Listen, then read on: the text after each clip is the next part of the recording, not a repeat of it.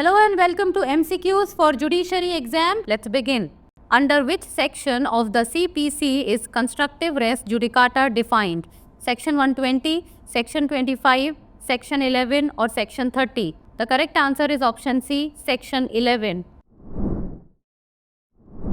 Recently, in the Celir LLP versus Mr. Sumati Prasad, Bafna and others case, the Supreme Court invoked the Henderson Doctrine while hearing a contempt petition against a borrower and transferee for failing to comply with an order to hand over auction property possessions. The Henderson Doctrine is a critical principle of constructive res judicata, which is defined under Explanation 4 of Section 11 of the Code of Civil Procedure 1908. Which amendment to the Constitution of India introduced Article 16(4)(a) for reservation in promotion? 77th Amendment, 81st Amendment, 85th Amendment or 95th Amendment? The correct answer is option A, 77th Amendment.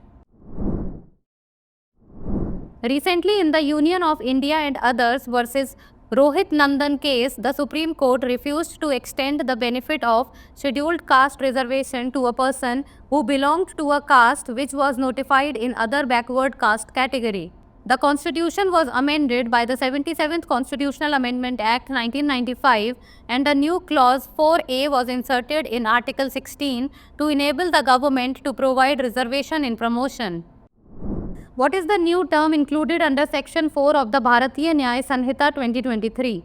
Community service, death, fine or imprisonment for life? The correct answer is option A, community service.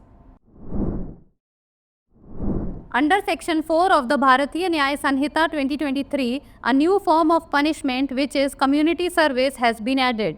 Next, which section of the Bharatiya Nyaya Sanhita 2023 deals with harboring deserter? Section 162, Section 163, Section 164 or Section 165? The correct answer is option C, Section 164. Section 164 of the Bharatiya Nyaya Sanhita 2023 deals with harboring deserter. It states that anyone who knowingly harbors a deserter from the Indian forces will face up to 2 years in prison, a fine or both. However, this does not apply if the person providing shelter is the deserter's spouse. Ubrima fides means reason for deciding the judgment in utmost good faith, as much as deserved, or the principle that courts abide by. The correct answer is option B, in utmost good faith. Ubrima fides is a Latin phrase which means utmost good faith.